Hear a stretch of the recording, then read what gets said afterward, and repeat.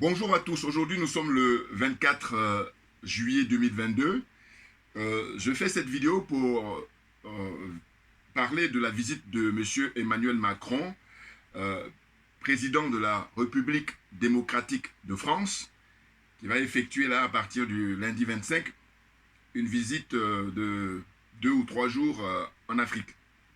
3 pays à visiter. Vous avez le Cameroun, le Bénin et puis la Guinée-Bissau, nous dit-on. Donc moi, je vais donner mon point de vue évidemment sur cette visite. Évidemment, comme d'habitude, mon sentiment. Mais bien auparavant, en introduction, je vais vous montrer une vidéo, là, comme je fais d'habitude, avec plaisir, avec bonheur. Et puis après, je fais mon commentaire. Mais c'est un big up au frère Valsero. Vous allez reconnaître que j'aime beaucoup. Maintenant, il faut réfléchir sur la position adoptée vis-à-vis de Maurice Kamto, parce que lui, il est, je crois, jusqu'à preuve du contraire, un partisan du professeur Maurice Kamto, l'opposant de M. Paul Biya. Voilà, donc je vous montre ça, et puis on en parle après. Un peu tiqué avec mon camarade, puisque il faut faire attention. Un parti politique n'est pas seulement une machine à faire gagner les élections. Un parti politique, si vous avez raison, peut faire gagner les élections. Ça ne sert à rien de dire on a gagné les élections législatives, les élections municipales, le président a été élu à tous les mandats. On a fait quoi de ça? On a détruit le Cameroun. Parce que nous, on a gagné. Mais la mission d'un parti politique, en sciences politiques, c'est faire le bilan de l'après-congrès. Les 5 piliers du renouveau que beaucoup ne savent pas, je vous les donne. Rigueur. Où est la rigueur? Deuxième pilier, moralisation. Avec les pilleurs à col blanc. Troisième pilier du renouveau que devait porter le RDPC à Bamenda, c'était quoi? Justice sociale. Vous, Auguste, vous et moi, heureusement que nous nous entendons, vous pouvez dire qu'il y a la justice sociale au Cameroun aujourd'hui. Lorsqu'on achète pour être parfois proviseur, on achète, regardez même les différentes structures d'État. Ils ont mis des copains et des coquins partout. Parce que alors que vous croyez que notre parti est solide, eux, ils préparent l'après-guerre. Pourquoi vous êtes naïfs parfois comme ça? Nous sommes en danger. Quatrième pilier, c'est ce qu'on appelle la démocratie. Parce que l'ouverture démocratique était le 4e pilier du renouveau. Parce que nous, les biaïstes, Auguste même c'est un biaïste, je le reconnais. C'est-à-dire que nous sommes la sentinelle du parti. Je suis d'abord biaïste avant d'être militant. Parce que Paul Biya a lui-même été biaïste avant d'être RDPCiste. Mais regardez, restons encore avant d'aller au 4e pilier sur la justice sociale. Les étudiants n'ont pas de bourse. À l'école primaire, les enfants avaient des bourses d'excellence. Dans les écoles primaires, dans les lycées. Regardez les compagnies. Où est la CAMER, comme disait Kalis Beyala? Où est le FOGAP? Où est le FONADER? Où est le crédit agricole? Mais je vous dis que moi je dis que 37 ans après, nous devons avoir honte. Parce que nous n'avons pas suffisamment accompagné les gens. D'accord, merci. Et puis, non, je voulais terminer. Chuter rapidement. Avant ce pilier-là, je voudrais vous dire que regardez vous-même, un pays comme le Cameroun n'a pas d'autoroute. Et les gens viennent dire que nous sommes fiers. Moi, je suis fier de gagner en construction. Pardon? Yaoundé Douala est en construction. Ils ont fait 60 km en 12 ans.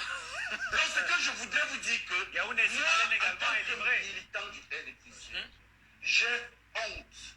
Parce que c'est pas le RDPC, en tant qu'appareil politique, qui a joué, qui a été à l'origine de tous ces échecs. Comme disait Khalif, c'est une bandit de petits bandits. Merci. Qui ne prend même pas au parti. Merci pour ça. ça. C'est pourquoi le 5e pilier, attention, on a dit 4e pilier, ouverture démocratique. On n'a plus assez de temps. Oui, bon, vraiment, rapidement le 5e pilier, il faut le dire, c'était le règlement diplomatique. Allez voir nos ambassades aujourd'hui. Ce sont des hauts lieux où on vend le bâton de manioc pour survivre. Vous comprenez que nos ambassades, parce que l'ouverture démocratique était une dynamique portée par le président Paul Biya. D'accord, merci. Lorsqu'il a reçu Shimon Peres ici en 86. Aujourd'hui, on a dans nos ambassades une ambassade qui n'a que 2 diplomates. Un diplomate. Donc je pense quand même que les faux militants qui ont occupé les grandes fonctions, ministre de ceci, ministre de cela, c'est eux que nous, militants du RDPC, devons poursuivre. Parce que pour moi, si je suis d'accord avec vous, Auguste, que le RDPC n'est pas responsable, je continue à dire que malheureusement, les militants du RDPC ne se sont pas levés pour dire quand même que notre maître politique, le président Paul Biya, n'a pas suffisamment protégé les militants. Merci pour ça. Il a laissé des bandits écraser les militants. Merci pour ça. Un mauvais bilan. On confond le bilan des voleurs au bilan du On vous a compris, professeur. Merci. Professeur, parce qu'un Charlemagne me chagagne en deux. Petit bandit, petit zombie bandit. Quand je te dis que tu es le pire, quand je vous dis que ce bonhomme c'est le pire, vous ne pouvez pas croire. Ici, tout ça. Mais pour lui, ce n'est ni la faute de Paul Biya, ni la faute du RDPC, mais c'est la faute d'un petit.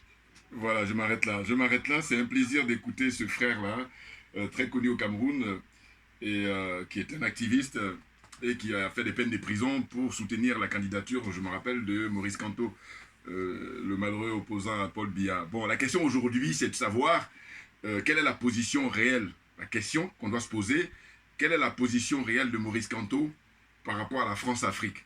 C'est très, très important. Parce que nous autres, effectivement, en tant que militants panafricains, on a été manifesté, je me rappelle, il y a quelques... Enfin, lors des élections au Cameroun, qui avaient été volées évidemment par Paul Biya, mais c'est pas nouveau. Paul Biya a volé les élections depuis, on va dire quoi, facilement 30 ans. Hein, facilement, si c'est même pas 40 ans. Donc. En tous les cas, ce qui est sûr, c'est que il a été mis par les Français. Hein, ils ont évincé Amadou Ahidjo, hein, voilà, et puis ils l'ont mis. Bon. Le problème, c'est justement ce que je disais, quand on dit qu'on est opposant à ceux qui sont au pouvoir dans la sphère zone CFA, zone des aliénés, des complexés, quand on est opposant, il faut être un opposant, j'allais dire, qui est clairement un patriote qui va dénoncer la France-Afrique. Voilà, c'est ça un opposant, un véritable opposant, et non pas des pseudo-opposants qui ne rêvent que de prendre la place d'Alassane Ouattara pour faire comme Alassane Ouattara, de prendre la place de Paul Biya pour faire comme Paul Biya, qui prend la place de qui encore que j'oublie, Patrice Talon pour faire comme Talon, prendre la place de Macky Sall pour faire comme... Non, justement. Eh bien, un opposant, c'est à l'instar du jeune frère Ousmane Sonko. Voilà. Pourquoi? Mais parce que il a écrit déjà quelques bouquins, au moins 2, où il dénonce toutes les magouilles de Macky Sall par rapport au pillage des richesses comment dire ça, du Sénégal. Voilà. Hein?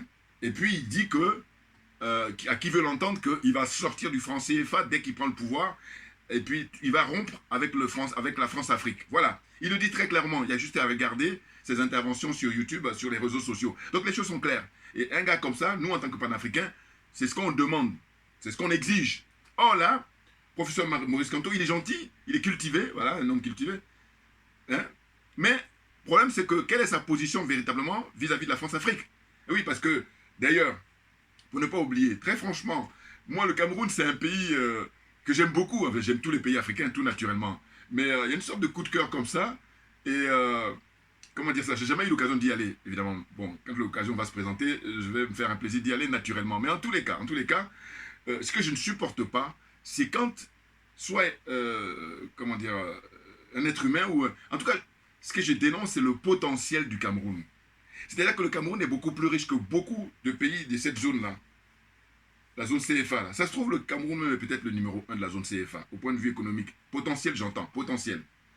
Parce que la Côte d'Ivoire, si vous voulez, avec Houphouët-Boigny, comme il leur a tout donné, bon, mais voilà, on est comme ça en apparence, avec, voilà, tout est construit. Voilà. Un peu comme aussi copie actuellement Patrice Talon. Voilà, lui copie le modèle ivoirien. Alors que je dis, si le modèle ivoirien était la solution, actuellement, les gens ne seraient pas à vivre dans des cimetières en Côte d'Ivoire. Les gens n'auraient pas des maisons qui s'écroulent comme ça en longueur de semaine, pour ne pas dire en longueur de jour ou de semaine, voilà, ainsi de suite. Voilà. Bon, en gros, je me présente. Djoubian, c'est mon surnom sur le net, et je suis un panafricain authentique, un panafricain très convaincu. Et accessoirement seulement, je suis spécialiste de la France. Bon. Mais écoutez,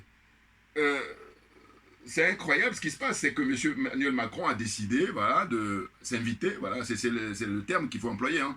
Il a décidé de s'inviter, comme on dit, au Cameroun. Voilà, d'abord, et puis en plus, je crois qu'il va aller au Bénin, et puis après, il va terminer par la Guinée-Bissau, si je ne me trompe pas, au niveau des différentes étapes de sa visite, de son voyage. Hein?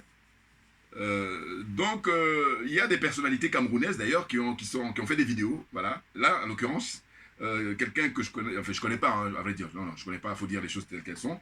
Mais par contre, quand je le connais au sens de le voir comme ça, comme homme public, et puis c'est un rappeur, je comprends Valsero. Mais en tout cas, je le connais beaucoup plus en tant qu'activiste, en tant que soutien de Maurice Kanto, voilà, parce qu'il a été en prison aussi, il a été emprisonné aussi, voilà, que en tant que rappeur, pour ne rien vous dire. Mais par contre, je trouve que ce qu'il fait là, ces vidéos, c'est très brillant, parce que il décrypte l'actualité de la vie au Cameroun, voilà, la vie des Camerounais, la vie sous Paul Biya, hein, le régime de Paul Biya, le règne de Paul Biya, voilà, il décrit tout ça. Et c'est très, très intéressant, voilà. Et donc, il y a lui, mais il y a aussi d'autres personnalités. Bon, je pense à la sœur Yamb, parce que vous savez très bien, la sœur Yamb, elle est d'origine moitié camerounaise et moitié suisse. Et c'est une panafricaine, inutile de présenter, très, très convaincue, une authentique panafricaine. Bon. Elle aussi, elle a fait sa vidéo pour justement parler de cette visite de Paul Biya, que j'ai regardé et que j'ai beaucoup apprécié. Maintenant, il y a également le professeur Niamsi, dont je ne regarde plus les vidéos à vrai dire, mais là j'ai regardé hier ce qu'il a fait parce que ça m'intéressait de voir comment il allait analyser la visite de Paul Biya et je dois vous dire que son approche est assez originale.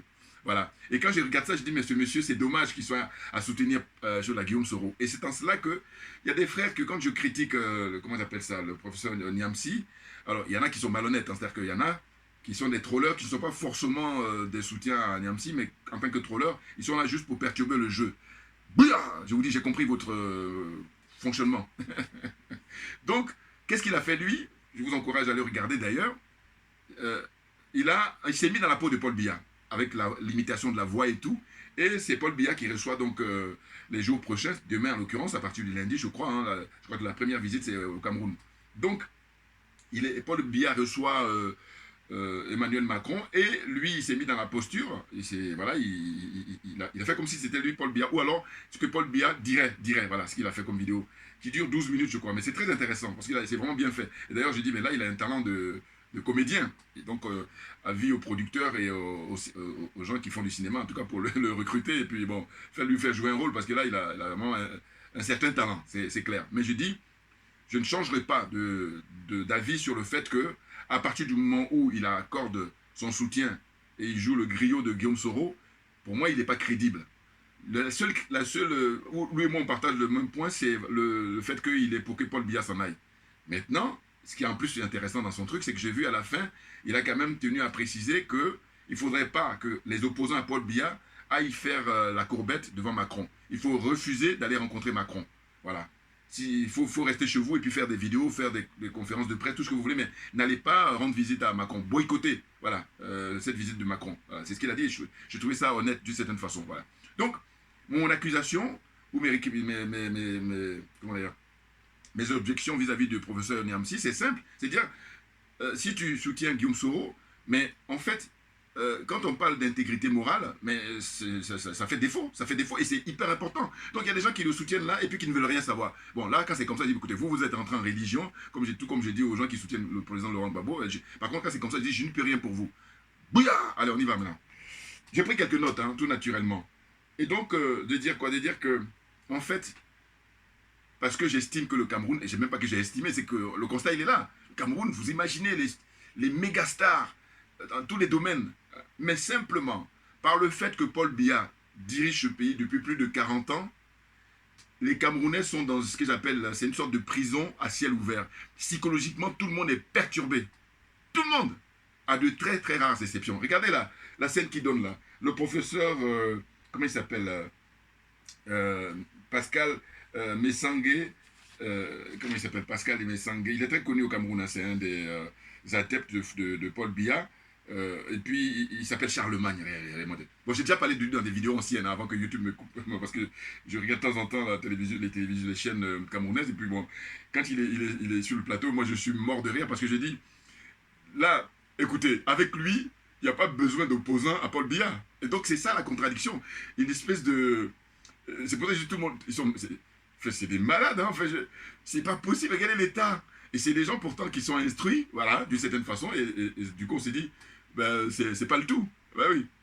Hein, il est professeur, je crois, de droit, hein, très qualifié, hein, il enseigne à l'université et tout, c'est un universitaire, mais pour autant, c'est quelqu'un qui est bête, il est bête. Et puis donc moi il m'amuse quand franchement, je dis très franchement, quand je le regarde, il me fait rigoler. Parce que il est même pas loin de un certain Kei Côte d'Ivoire. Hein. Il y a un jeune frère là qui fait des vidéos pour soutenir, comment on appelle Hassan Ouattara, et puis maintenant il est frustré, donc il s'est mis en retrait.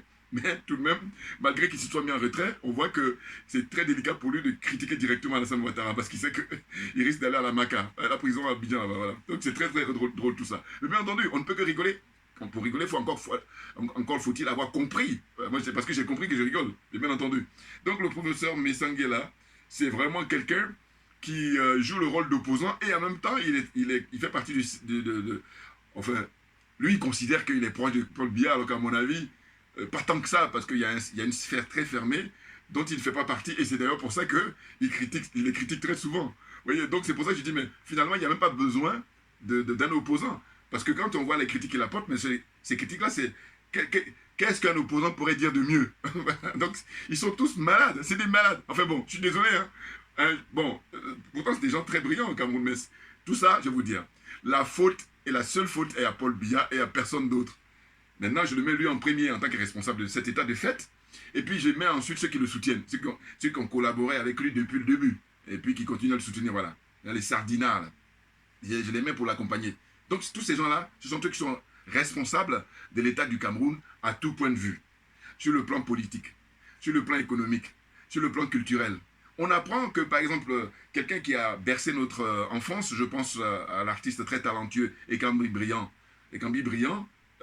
justement, c'est Valsero qui a fait une vidéo, là aussi pareil, pour expliquer qu'il est en train de mourir là, dans la misère. Vous vous rendez compte? Et quand je dis Ekambi Briand, la liste n'est pas exhaustive. Enfin, je veux dire, la liste est longue.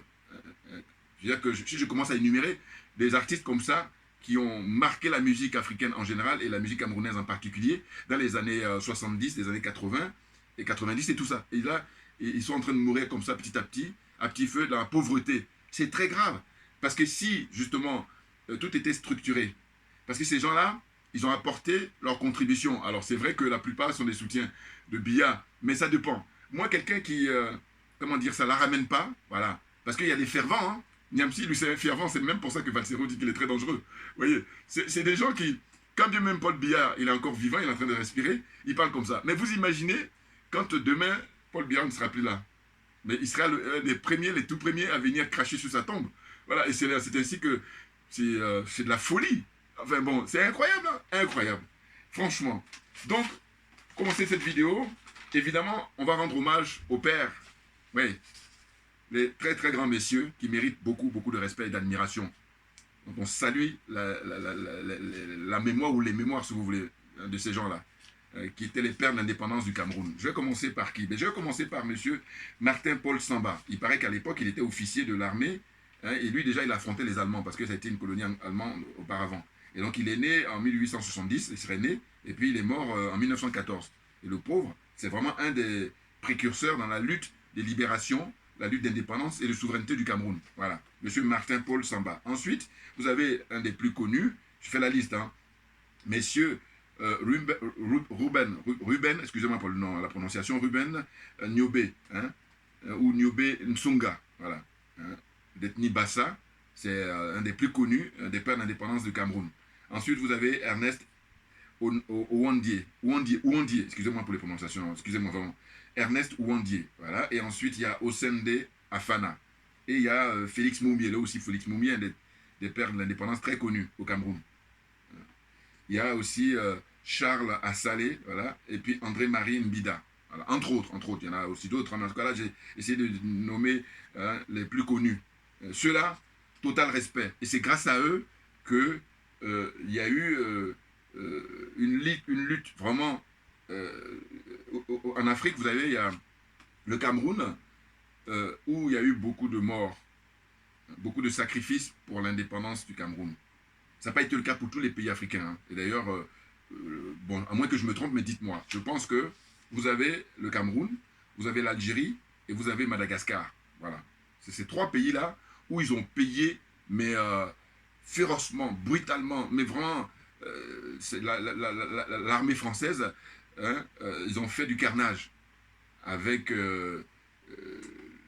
vraiment l'utilisation d'armes qui ne sont même pas conventionnels, pour vous dire, au Cameroun notamment. Vous voyez? Donc c'est très grave. Limite, ce qui me vient à l'esprit, je vais vous montrer ça. Regardez. Ça, je ne sais pas, ça doit être au Cameroun, en tout cas en Afrique centrale. Ça, c'est la une d'un ouvrage de François-Xavier Verschave. Regardez. Alors, il faudrait que je monte avec. Voilà, c'est ça. Vous voyez? Vous voyez ça? Les mecs, c'est leur trophée, ça. Ils ont mis la tête d'un être humain sur un pic. Voilà. Ça, c'est dans les colons, ça. Vous voyez? Des inhumains. Voilà. Ce que je dis, ils ont l'apparence d'être humains, mais ce ne sont pas des humains. Voilà, c'est tout. Hein. Quand je dis ça, qu'est-ce que tu veux dire de plus? Que veux-tu dire de plus? Voilà. Donc, ferme-la. Donc, ensuite, ce que je poursuis pour dire, c'est quoi? C'est les grandes personnalités du Cameroun. Alors, évidemment, là aussi, pareil, c'est pas une liste exhaustive. C'est-à-dire que c'est une petite liste que j'ai faite comme ça, histoire de... Parce que, bon, sinon, je serais... on n'a pas à en finir, comme on le sait dans le temps. Donc, voilà. Je rends hommage à Francis Bébé. Voilà, c'est vraiment un très grand monsieur de la musique africaine. Et puis... aussi un grand penseur, c'est un écrivain, un romancier, voilà, Francis Bébé. C'est lui qui, à l'époque, si ça vous dit quelque chose, bon, ça dépend des générations, mais nous, notre génération, c'était lui qui avait chanté Agatha. Agatha dit, tu vas faire un enfant de toutes les couleurs. Bon, donc, vraiment, très, très grand monsieur. Ce bouquin-là, c'est un romance, Le ministre et le griot. Voilà, je remonte encore pour ceux qui ça intéresse. Le ministre et le griot de Francis Bébé. Mais un très grand monsieur qui est, avant les Manu Dibango, voilà, j'étais lui, les précurseurs. Et d'ailleurs, Dibango l'a rejoint quand il est venu ici en France, et puis ils ont fait connaissance, beaucoup plus proches, ils se sont rapprochés en fait. Mais lui, il a initié Dibango quand il venait d'arriver, quoi. En gros, c'est ça. Ensuite, vous avez Dibango lui-même, voilà. Et bien, Dibango, vous savez quoi? En fait, je pense que, au niveau des artistes africains, c'est celui qui est le plus connu au monde, de mon point de vue. Alors, dites-moi si je me trompe. Les artistes africains, Manu Dibango. Et il a eu à collaborer, à travailler, à chanter avec différents artistes du monde entier. Et des artistes américains de grosse pointure. Donc, c'est vraiment pas n'importe qui, Manu Dibango. Sauf que, la critique que j'apporte toujours à Paul Biya, vous voyez, la liste est longue pour Paul Biya. Manu Dibango est enterré ici au Père-Lachaise à Paris. C'est pas normal. Alors, d'aucuns me diront, oui, c'est son choix. Non, je suis désolé. Cet artiste-là, il appartient d'abord à l'Afrique, il appartient d'abord au Cameroun. Voilà. Et que normalement, si l'état de droit existait au Cameroun, quand il est décédé, un hommage, mais vraiment grandiose, parce que c'est un immense talent, un immense musicien. Alors, je suis critique sur le plan politique, mais j'essaie là de rester sur le terrain artistique. Voilà, c'est ça. Et donc, je lui reconnais ça. Et j'ai pas le droit. Qui suis-je pour contester Dibango, voilà. Et puis parce qu'il nous a fait rêver. Et puis comme la musique reste éternelle, donc on va toujours continuer à écouter sa musique. C'est un bonheur. Donc ce monsieur-là, compte tenu justement de sa qualité, compte tenu du travail qu'il a apporté pour l'humanité en général, et pour l'Afrique en particulier, et le Cameroun là encore, vraiment, eh bien, il est enterré ici. Et je vous dis, une fois j'ai discuté même avec un collègue, quand j'ai dit que c'est pas normal qu'il soit ici, le collègue il me dit qu'il y a un petit blanc, un petit français, le coderme, il me dit, mais non, mais bon, quand même, il a voulu être ici et tout. Je dis, non. Son pays, c'est le Cameroun. Voilà. Qu'il soit enterré au Cameroun. Et d'ailleurs, regardez, des trucs qui ne mangent pas de pain, hein. Le fait qu'il soit ici, enterré au Père-Lachaise, déjà, au Père-Lachaise, vous avez toutes les grandes personnalités. Enfin, pas toutes, mais en tout cas, quelques grandes personnalités, suivant les siècles, qui sont enterrées là-bas. Donc, de mon point de vue, il est un peu noyé comme ça dans cet environnement-là de personnalité. Alors qu'au Cameroun, quand vous enlevez les pères d'indépendance, eh bien, Dibango, dans son art, il est au sommet parce qu'il a fait briller la musique et l'art africain à un niveau universel. C'est très rare des gens comme ça. Donc c'est pour ça que je fais un minimum de lui rendre hommage à ce niveau-là. Même si je suis critique vis-à-vis du point politique. Parce que quand il était vivant, je reprochais, je dis voilà, mouille pas trop. Mais bon, je ne vais pas faire ça parce qu'il n'est plus là, donc voilà. Bon, donc vous voyez, Manu Dibango, et là, rien n'est fait même jusqu'à aujourd'hui, parce qu'il est mort là, lors des Covid, là, voilà, bon, il y a beaucoup de personnalités comme ça aussi qui ont disparu, il avait un certain âge, hein, mais cela dit, bon. Mais moi je vous dis, quoi qu'il en soit, pour moi, Paul Biya est responsable, et point barre, voilà. Et maintenant, ceux qui sont ses partisans, ils vont évidemment me donner tort, ça ne m'étonnerait pas. En revanche, ceux qui sont honnêtes intellectuellement, évidemment, il ne faut pas tourner autour du pot, parce que là, le constat qu'on fait, c'est quoi? C'est que vous allez voir que les frères et sœurs qui sont sur Afrique Média, que j'aime beaucoup, parce que je les regarde très souvent, parce que je dis, ils sont très brillants pour traiter l'information, pour traiter la question de la France-Afrique, les rapports entre l'Occident, entre les autres, même entre l'Afrique et les autres, voilà, les restes du monde, si on ose dire, et en particulier l'Occident, surtout les adeptes de l'OTAN, là. Ce sont eux qui nous emmerdent. Voilà, on est d'accord. Voilà. Donc, à chaque fois, quand ils font des analyses, c'est très, très pointu et c'est appréciable. Voyez-vous? Mais où je ne suis pas d'accord, et heureusement que je ne suis pas le seul, c'est que pour eux, Paul Biya est un panafricain. Et je dis, je m'inscris en faux. Parce que le fait qu'il vous donne de l'argent, et d'ailleurs, je suis curieux de savoir quel est le budget qui est destiné à Afrique Média. Et quand je dis ça, je veux dire que je prends le budget de l'État camerounais et puis je vois les affectations pour, par exemple, tout ce qui est culturel, tout ce qui est communication. C'est-à-dire la télévision, ou la radio-télévision, voilà. Je veux savoir, par rapport aux différentes chaînes au Cameroun, quels sont les montants qui sont attribués à chaque chaîne de radio ou de télévision. J'entends la télévision nationale, enfin les chaînes qui appartiennent à l'État. Je suis curieux. Quand je dis ça encore, c'est parce que je n'ai pas le temps. Mais sinon, si j'avais le temps, j'allais le faire pour vous montrer. Maintenant, ceux qui sont beaucoup plus courageux et perspicaces et qui sont très curieux, allez-y, faites les démarches, parce qu'aujourd'hui, c'est ça qui est intéressant. Avec Internet, on arrive à avoir les informations très facilement, ce qui n'était pas le cas il y a quelques décennies. Voilà, c'est là où c'est vraiment très très bien. Et j'en profite pour saluer les frères, notamment le frère nigérien qui ont inventé Internet. C'est vraiment...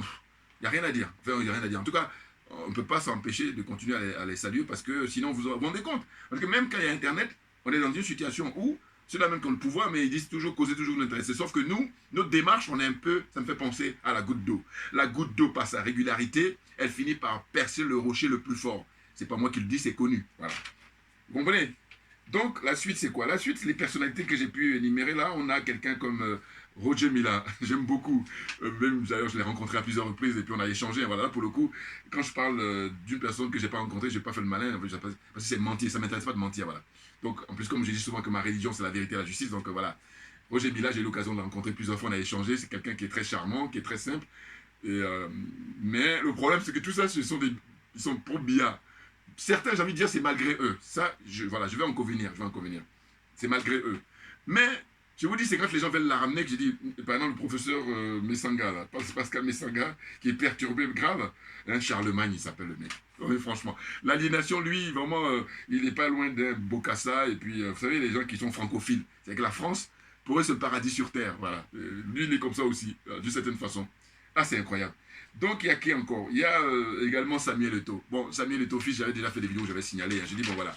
C'est un garçon qui est un vrai patriote, qui aime son pays. Il n'y a rien à dire. Combien d'argent il a donné pour que voilà, l'équipe nationale, tout ça, il puisse être à l'aise et tout ça. D'accord. Mais pareil, on a des accointances avec Paul Biya. Bon, alors, on me dira, oui, mais si tu n'es pas proche de Paul Biya, comment tu as fait pour eux? Oui, mais enfin, bon, quand tu n'as rien, je comprends. Moi, c'est ça que je leur reproche. Mais avec les moyens que vous avez, mais rien à foutre de Paul Biya. Tout naturellement. Voilà, c'est pour ça que je ne comprends pas. Quelqu'un qui est pauvre, vraiment qui n'a rien, bon, j'ai dit, le mec il n'a rien, il a envie de vivre, il a envie de comme on dit en Côte d'Ivoire, il dit qu'il va au restaurant, bon. Mais là, compte tenu des fortunes que vous avez, de la notoriété, il y a deux choses. Notoriété et puis matériellement, c'est au sens de avoir beaucoup d'argent. Et puis là, il a besoin d'avoir des liens avec Paul Biya. Non, Paul Biya est responsable de toute la situation des Camerounais.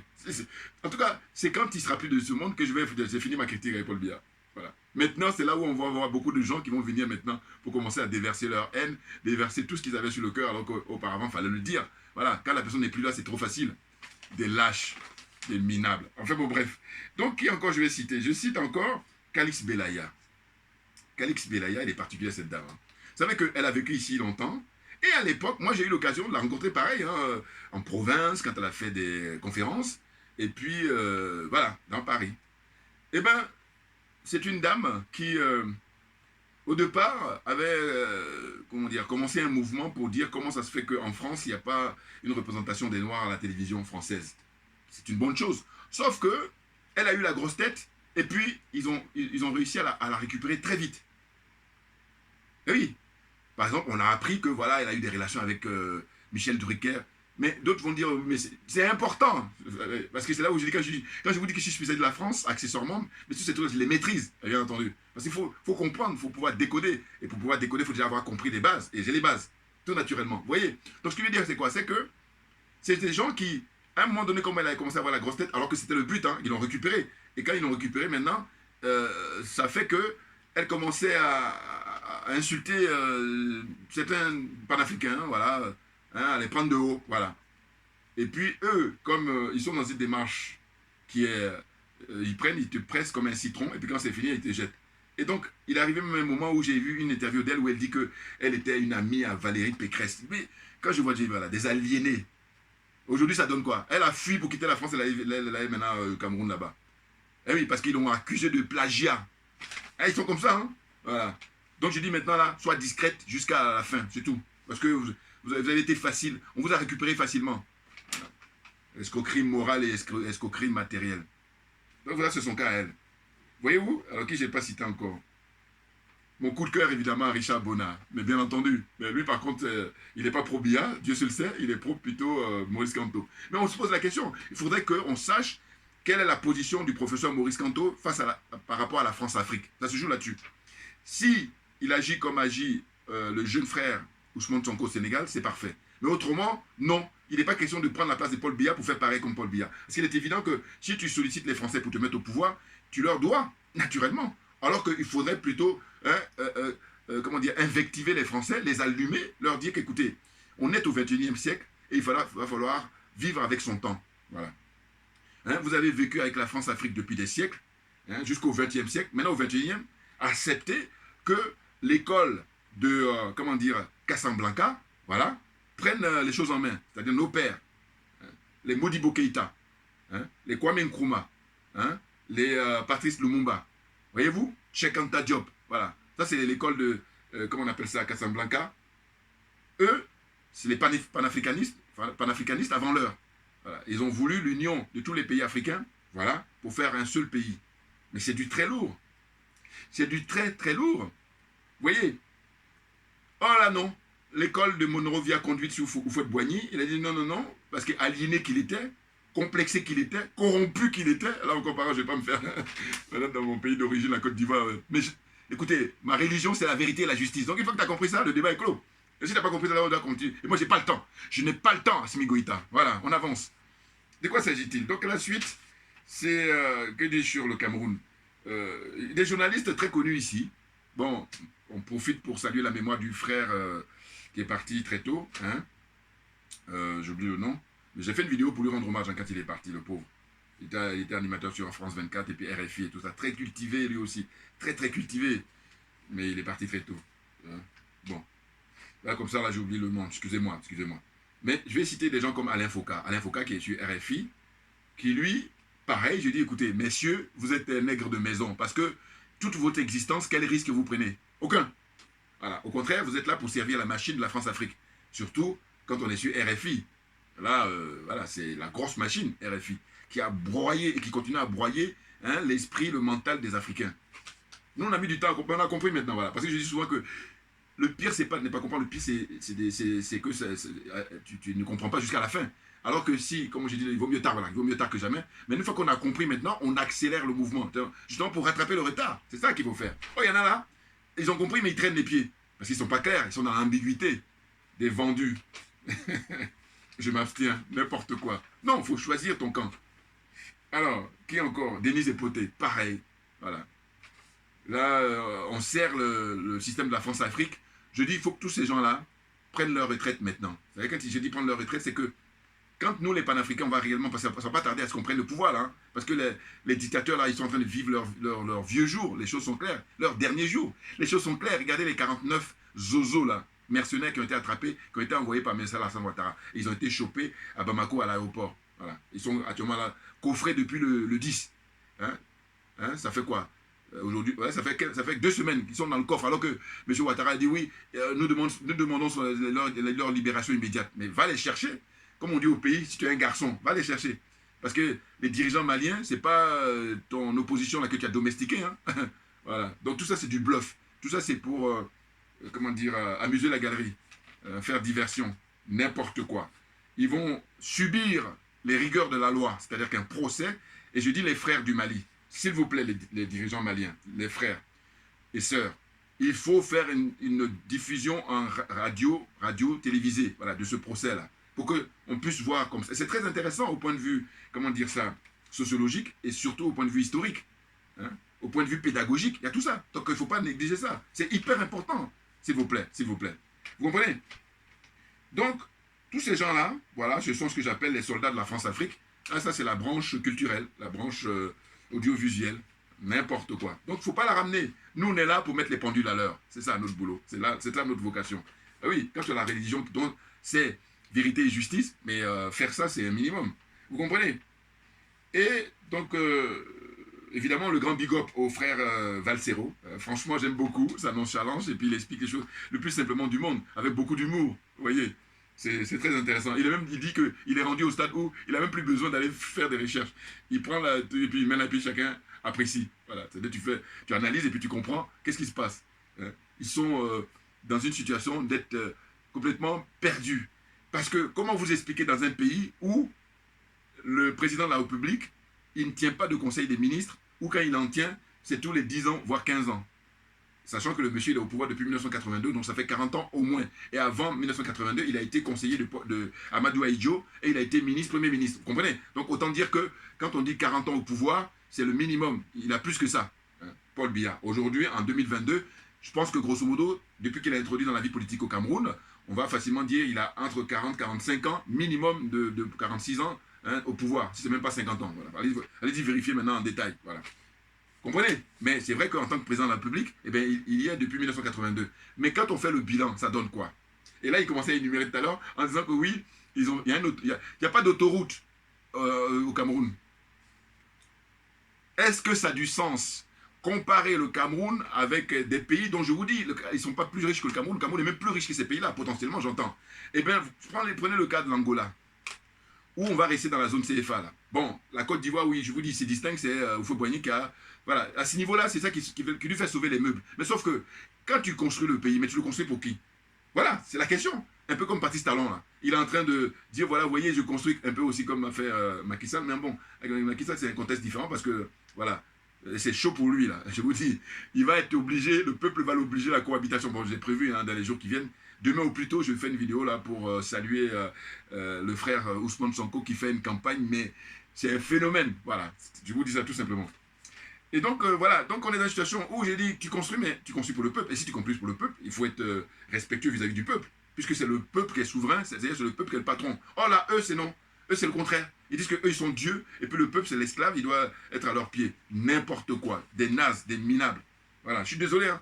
Certains vont me prendre pour un vulgaire, mais c'est pas mon problème, parce que je dis, moi, ce que je dis là, qu'est-ce que c'est quand on compare avec le mal qu'ils font aux gens? Voilà. Dites-moi. Alors, qui c'est qui va dire mieux de ce pas? Donc, c'est dire que quand on compare, faut raison garder, dire les choses telles qu'elles sont. Franchement, c'est incroyable. Hein.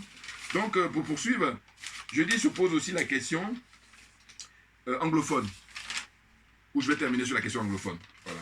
Mais je vais poursuivre pour dire quoi? Pour dire que, en fait, il y a un truc qui m'a frappé au Cameroun, c'est que, je l'ai déjà dit dans mes vidéos, là je le redis parce qu'il y en a qui ne connaissent pas mes anciennes vidéos, mais sachez que j'ai déjà évoqué le Cameroun, hein, je crois que cette vidéo d'aujourd'hui, ça doit faire peut-être la 6e ou 7e fois que je fais une vidéo sur le Cameroun, donc vous dites, c'est pas nouveau. Bon, un autre problème, hein, c'est la question de la nationalité, voilà. Je dis que les Camerounais, ils n'ont pas le droit d'avoir une autre nationalité que celle du Cameroun, la nationalité camerounaise, voilà, ils n'ont pas le droit. Mais quand tu dis ça, je dis que si ça s'appliquait à tous les citoyens camerounais, c'est-à-dire que du bas peuple jusqu'à celui qui est, comme il dit ça, je ne sais pas si ça est Toundi ou je ne sais pas où se trouve son palais, là, Paul Biya, voilà. Hein, là-bas, donc Paul Biya lui-même, numéro 1, est-ce qu'il a une seule nationalité? Je n'y crois pas une seule seconde. Et quand je dis Paul Biya, tous ces ministres, les autres, là, les grands types, là, on va dire, hein, au Cameroun, les grands bonnets, là, mais ils ont tous double nationalité au minimum, si ce n'est même pas 3 à 4 nationalités. Hein? Je crois que les nationalités les plus récurrentes, c'est-à-dire qu'on trouve facilement, c'est nationalité française, eux tous, pratiquement, donc ça fait, ils sont camerounais, ils ont la nationalité française, et ensuite, il y en a là qui ont Paul Biya, ça se trouve, je suis pas loin, il n'est pas loin d'avoir la nationalité suisse, voilà, passeport suisse. Et puis, qui a une nationalité américaine, ils ont ça aussi, nationalité canadienne, ainsi de suite. Hein? Donc, ces gens-là, moi, quand j'ai appris ça il y a quelques années, je me suis dit, mais attends, mais qu'est-ce que c'est que ce pays? Soit tu dis, effectivement, ça existe ça, hein, des pays où ils refusent la double nationalité. Voilà, le Cameroun en l'occurrence. Mais ce que je reproche aux dirigeants camerounais et à Paul Biya en particulier, j'ai dit, mais pourquoi le citoyen lambda, tu lui dis, tu as le droit qu'à ton nationalité, camerounaise, et puis vous, qui dirigez le pays, qui avez des pouvoirs, eh bien vous octroyez d'autres droits. Hein? Qu'est-ce que ça rime à quoi? Simplement, c'est de la pure escroquerie. Hein? Quand on est en dictature, évidemment, là, en l'occurrence, c'est ça. Hein, parce qu'il n'y a qu'en dictature qui peut permettre ça. Parce que si on n'est pas en dictature et qu'il y a de la transparence, il y a le respect des différentes, comment on appelle ça, institutions, on ne fait pas n'importe quoi. Or là, c'est n'importe quoi. Et puis là, un pouvoir, un régime policier, militaire comme ça, mais grave. Hein. Donc les gens sont tellement flippés qu'ils ne savent même plus où ils en sont. Vous voyez? Alors qu'au niveau intellectuel, mais il y a des gens très brillants, mais ils ont eu la corruption morale. Là, j'ai fait une vidéo récemment où j'ai parlé de Jean-Paul Pougala. Lui, il jalouse le professeur Cheikh Anta Diop alors qu'il n'arrive même pas à la cheville. Donc j'ai déjà fait une vidéo, je ne vais pas revenir là-dessus. Ou encore qui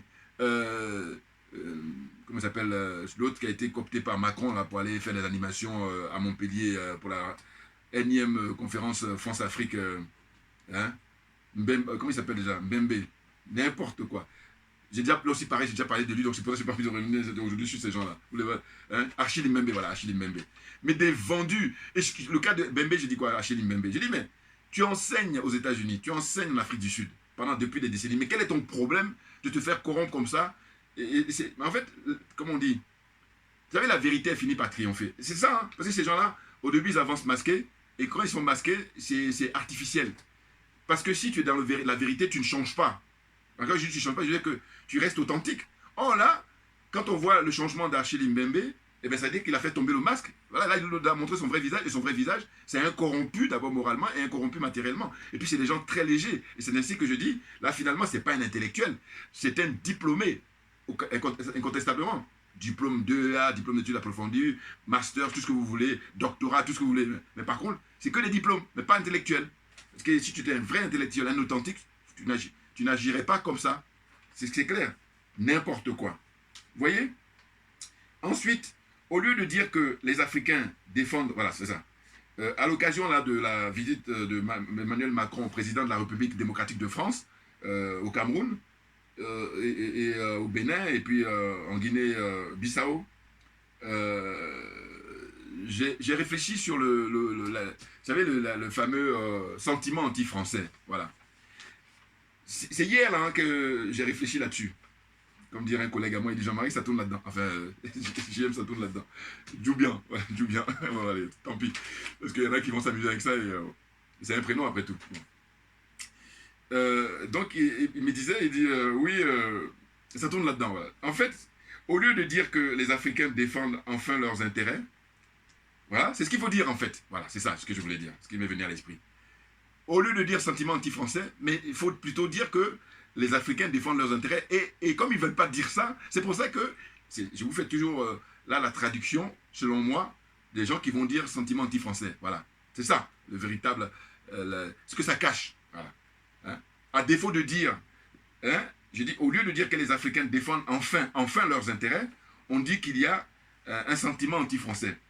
C'est d'ailleurs une insulte à l'intelligence des Africains et un mépris très profond. Voilà, ça, c'est ce que j'ai noté. Et j'ai posé la question, pour poursuivre, y a-t-il eu un sentiment anti-français autre que celui qui est africain? C'est-à-dire que je pose la question à vous qui êtes abonnés ou à tous vous qui envoyez les commentaires. Dites-moi, est-ce que, autre que les Africains, dans une autre région, un autre continent, est-ce qu'on a parlé de sentiment anti-français?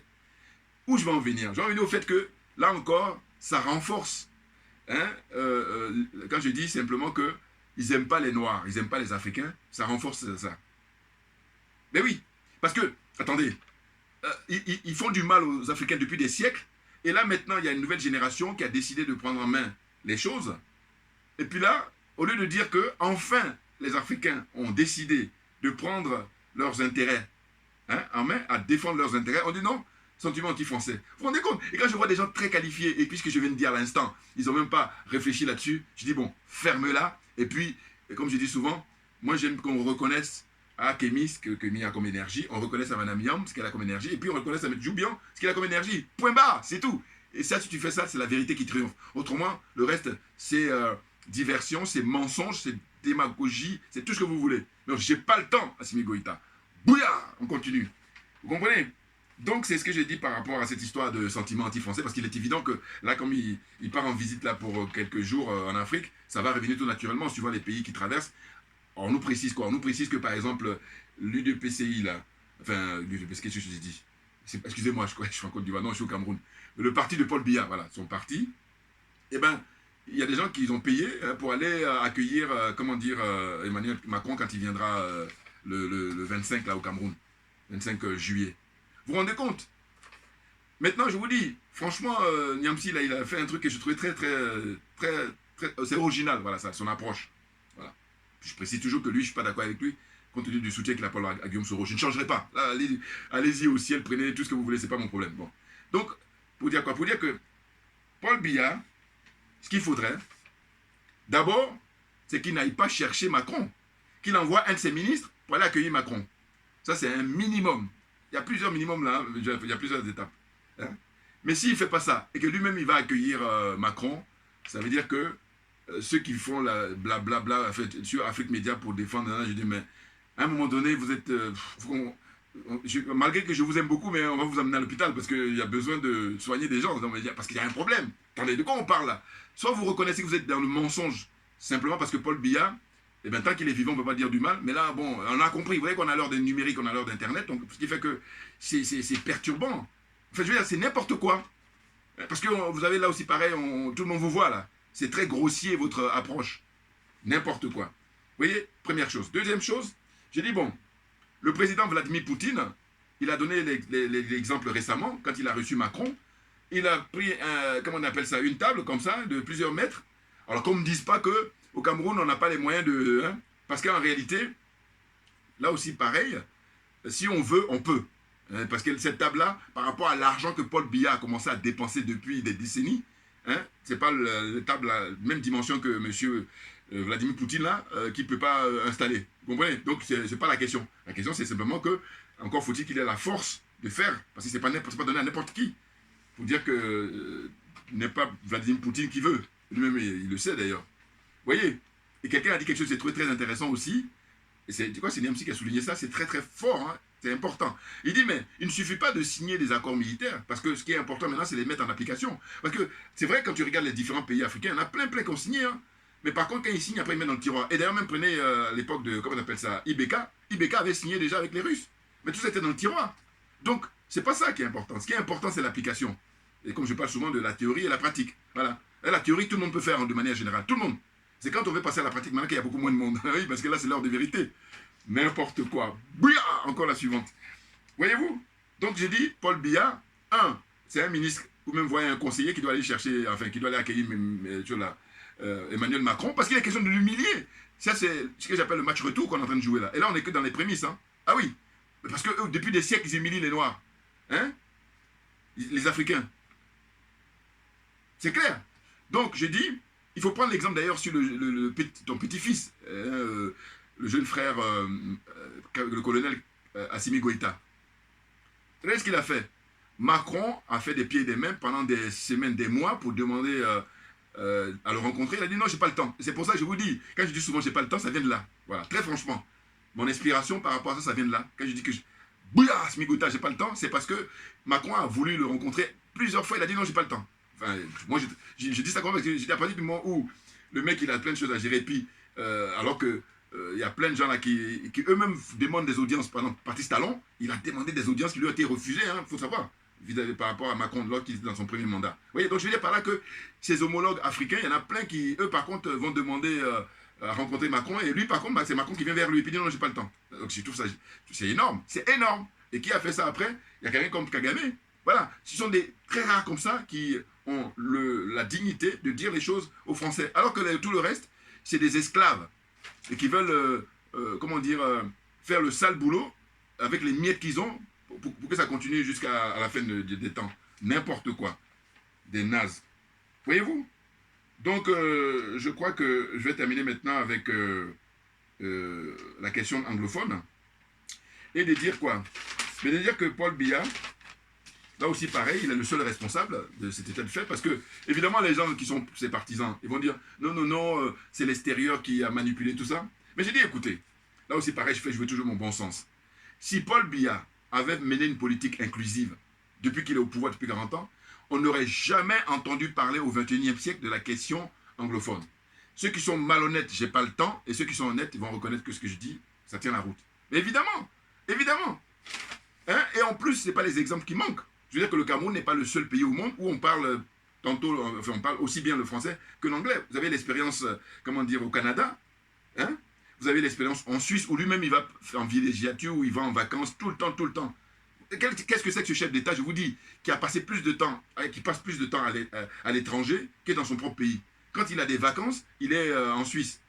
C'est grâce à la brigade anti-Sardina que là, il a commencé maintenant à se calmer. Vous vous rendez compte? Donc c'est n'importe quoi. Oh, il est question maintenant de faire un mea culpa, de tout restituer, de tout récapituler. En gros, le bilan. Voilà. Quel est le bilan de Paul Biya au bout de plus de 40 ans d'exercice du pouvoir? Et je vous ai dit récemment, quand je compare par exemple au colonel Kadhafi, j'ai dit mais Kadhafi, pensez-vous que s'il n'avait pas été assassiné par les gens qui ont l'apparence d'être humains là, hein, les adeptes de l'OTAN, eh bien, les Libyens, ils étaient mais à un niveau de vie très élevé par rapport à beaucoup de pays ici en Europe. C'est clair, vous avez des documentaires sur les réseaux sociaux, hein, sur YouTube, tout ça. C'est clair. Donc, j'ai dit que si Paul Biya était un patriote, hein, qui aimait le Cameroun, qui aimait les Camerounais, qui aimait son peuple, il aurait fait pareil. Voilà. Or là, non. Il ne faut pas que des juges villageois, parce que sinon les gens vont me tomber dessus. Enfin, comme on dit en Côte d'Ivoire, c'est des gaous. Voilà. C'est un plouc, voilà, si vous voulez. Non, mais c'est pas possible. N'importe quoi. Mais c'est fatigant, parce que vous voyez les conséquences. Parce que là, la crise anglophone, moi, franchement, je dis que c'est Paul Biya qui est responsable, parce que je dis qu'il aurait mené une politique inclusive, et puis il aurait eu cette crise-là, d'accord, mais il n'a pas mené ça. Hein? Les gens se sont sentis exclus, ils se sont sentis, marginalisés, hein, pour la gestion des biens du pays, hein, la gestion du pouvoir. Ils se sont vus exclure, et c'est la raison pour laquelle, comme la nature a horreur du vide, ils ont décidé de demander leur indépendance. Alors c'est vrai que c'est piloté, mais là aussi pareil, on en revient quand je dis la nature a horreur du vide, parce que si le nécessaire avait été fait, les gens, que tu sois américain, que tu sois canadien, que tu sois français, tout ce que vous voulez, ils n'avaient aucune chance, hein, de diviser le pays. En tout cas, d'avoir cette partie anglophone-là qui maintenant, aujourd'hui, veut son indépendance, avec des innocents qui meurent comme ça, les pauvres. Ils y sont pour rien. Voilà.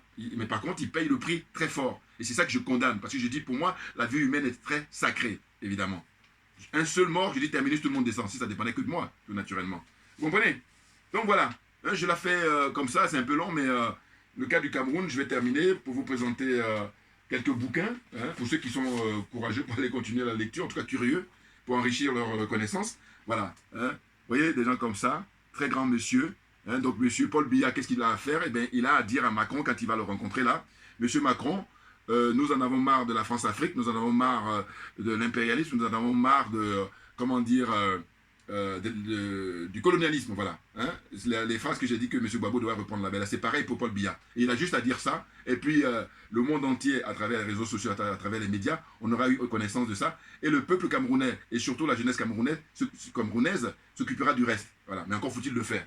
Donc c'est le professeur Joseph Tchouchong Poemi, voilà. Premier à écrire sur les méfaits du franc CFA. Voilà. Salut sa mémoire, très grand monsieur. Ensuite, voilà, c'est mon coup de cœur, Mongo Betty, oui, très grand monsieur, vous voyez. Et lui, il avait payé à l'époque le prix fort parce qu'il était obligé de rester ici en France très longtemps, en Normandie où il enseignait, voilà. Et parce que Paul Biya et puis la France-Afrique, eh ben, ils ont pourri la vie, vous voyez. Alors que si on respectait ses droits, il serait rentré beaucoup plus tôt au Cameroun et puis apporter tout son savoir au peuple et la jeunesse camerounaise. Mais quand il est rentré, il était maintenant fatigué, donc il a ouvert sa librairie avec son épouse là, et voilà. Donc Mongo Betty, hein, retour au Cameroun, voilà, la France contre l'Afrique. Voilà, le titre en dit long, vous voyez. Voilà. Là, c'est un de nos pères, hein, au niveau intellect, parce que qui se bat contre la France-Afrique, qui s'est battu contre la France-Afrique toute sa vie, Mongo Betty. Voilà, j'aime beaucoup. Puis je vous dis, une fois je l'ai vu, il était invité chez, comment on appelle, Pivot. Bernard Pivot, vous savez, son émission à l'époque, c'était Apostrophe. Et là, j'aime trop les gens qui ont la classe, parce qu'il n'y en a pas beaucoup comme ça. Quand les images, vous allez sur comment dire, YouTube, hein, vous tapez Apostrophe, Bernard Pivot et Mongo Betty. La classe. Comme ça, la tenue, le verbe, tout, c'est la classe. Il n'y a rien à dire. Moi, respect, monsieur, voilà. La classe. Mais bon. Ensuite, c'est ce monsieur-là, aussi, je vous encourage à lire. Hein.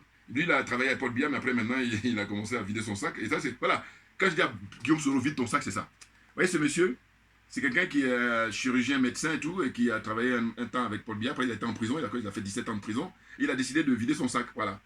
En expliquant que pour que le Cameroun aille mieux, ben, il va falloir procéder autrement. Hein.